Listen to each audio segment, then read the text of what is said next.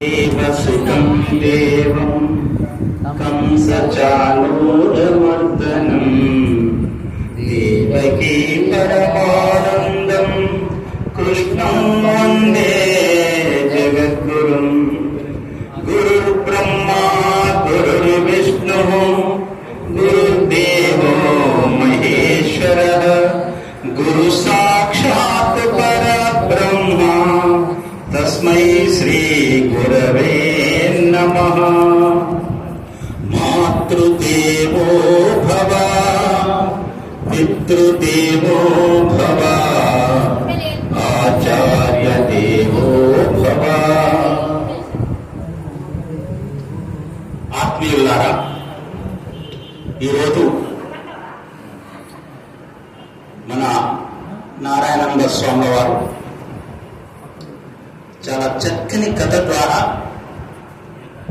3 కాలాలు, భవిష్యత్తు, గతం, వర్తమానం. భవిష్యత్తుకు వర్తమానంలో చేసుకున్నటువంటి కర్మ ఏదైతే ఉంటుందో ఆ కర్మ భవిష్యత్తులో ఉపయోగపడుతుంది అని భూతకాలానికి సంబంధించిన అనుబంధం చేస్తూ చెప్పిన కథ మీకు అర్థమయ్యే ఉంటుంది. అందరికీ అద్వితీయమైనది.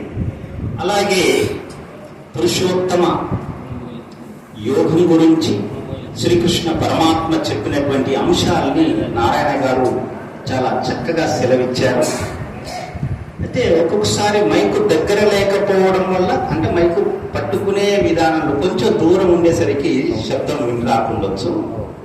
కానీ ఇదంతటికి కారణమైన వారు, అంటే ఈ భగవద్గీత ఆవిర్భావానికి కారణమెవరు, ఎందుకు ఆవిర్భవించింది, ఆవిర్భవించిన తర్వాత అతన్ని ఇప్పుడు మనం ఎలా పొగుడుతున్నాం, జగద్గురువుగా పొగుడుతున్నాం. ఈ జగద్గురువు ఎవరు? శ్రీకృష్ణ.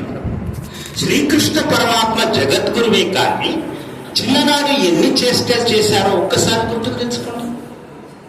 ఎన్ని అల్లరి పనులు చేశారో, ఎన్ని చిల్లర పనులు చేసినా అతనిది ఇలాంటి, అంటే అదంతా చేసేటువంటి చేష్టల్లో కూడా వేదాంతాన్ని పూసకొచ్చినట్టు చెప్పే, అర్థం చేయించే పద్ధతిలో చేశాడు.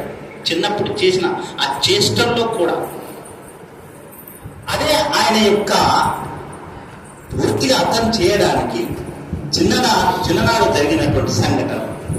యువకుడు ఆయన తర్వాత చిన్ననాడు ఆయనతో ఆడుకున్నటువంటి ఎందరో స్నేహితులు ఉన్నారు.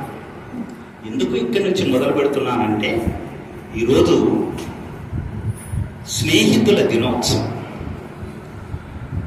ఏంటి అంటే ఆత్మీయంగా మెదులుకునేటువంటి స్నేహితుల దినోత్సవం. అది శ్రీకృష్ణునిలో ఉన్నదా, ఎట్లా ఉంది? చిన్నప్పుడు ఆడుకుంటున్నప్పుడు, గోవులను కాస్తున్నప్పుడు ఆనాటి ఆటలు, చిర్రగోల దగ్గర నుంచి మొదలుకుంటే ఆవులతో దూకడం, చేయడం, వెన్న దొంగలించడం, ఈ చేష్టల్లో అందరూ పాలు పంచుకున్నటువంటి మిత్రులు ఎందరో ఉన్నారు. చాలా మంది కొంత ఆర్థికంగా ఎదిగిన వారు ఉన్నారు, ఎదగని వారు కూడా ఒకరున్నారు. వారి పేరు చాలా వరకు జాగ్రత్తగా చెబుతుంటారు. ఆర్థికంగా ఎవరు? సుధాముడు, అతనే కుచేలుడు. ఆ కుచేలుడు పెరిగి పెద్దయిన తర్వాత గంపెడు పిల్లలతో సంసారాన్ని వెళ్ళదీయలేక సంసార గందరగోళంలో పాపం నానా కష్టాలు పడుతుంటాడు.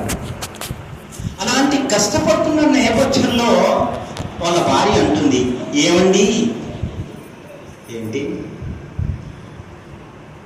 శ్రీకృష్ణుడు మీకు బాల్యమిత్రుడు అన్నారు కదా, మరి ఒక్కసారి అతని దగ్గరికి, ఇప్పుడు అతను ఒక మహారాజుగా వెలుగుతున్నారు కదా, అందరికీ కూడా ఆత్మీయుడుగా అందరికీ అన్నీ చేస్తున్నాడు కదా, మరి మీరు చిన్నప్పటి స్నేహితులు కదా, అలాంటప్పుడు మీరు కూడా ఏదైనా చేస్తే ఒకసారి పోయి అడిగితే ఏమైనా మనకు సహాయం చేయలేకపోయారా?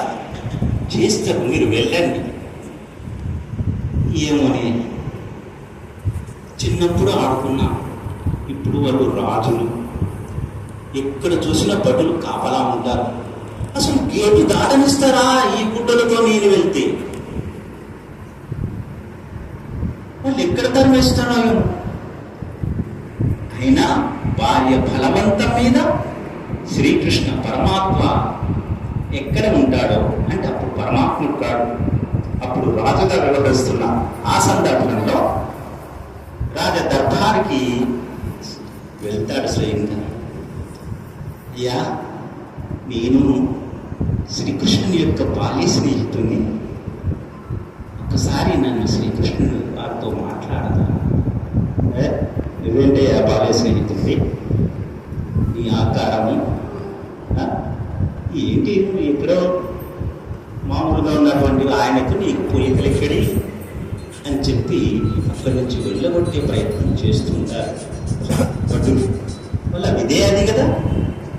అలాంటి సందర్భంలో ఆ విషయం అటు ఇటు వెళ్ళడు, అక్కడే నిలబడతాడు తీసుకెళ్ళి. ఎందుకంటే వచ్చిన పని కావాలి కదా, మరి నా సమాచారం అక్కడికి అందాలి కదా. అందాలంటే వెంటనే అందది కదా.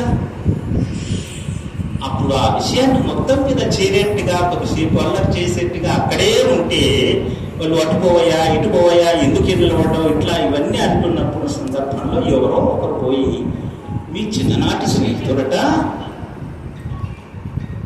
సుధాము లేదా కుచేలుడట వచ్చి ద్వారం వద్దర వేచి ఉన్నారు అంటే, అయ్యో మా స్నేహితుడు వచ్చారా అని అప్పుడు పరుగున వచ్చి ఆయనను ఆత్మ ఆలింగనం చేసుకుని ఆ స్నేహిత తత్వాన్ని ఒక్కసారి గుండెకు గుండె హత్తుకునేట్లు చేసుకుని ఆహ్వానించి అతని కుర్చీ పైన కూర్చోబెట్టి తన పాదాలను కడిగి ఆహ్వానించాడు. ఎవరు? కృష్ణ పరమాత్మ. అంతటి రాజ్యాధికారం చేస్తున్న రాజు హోదాలో ఉండి కూడా స్నేహాన్ని మరవకుండా చేసిన వారు ఎవరు?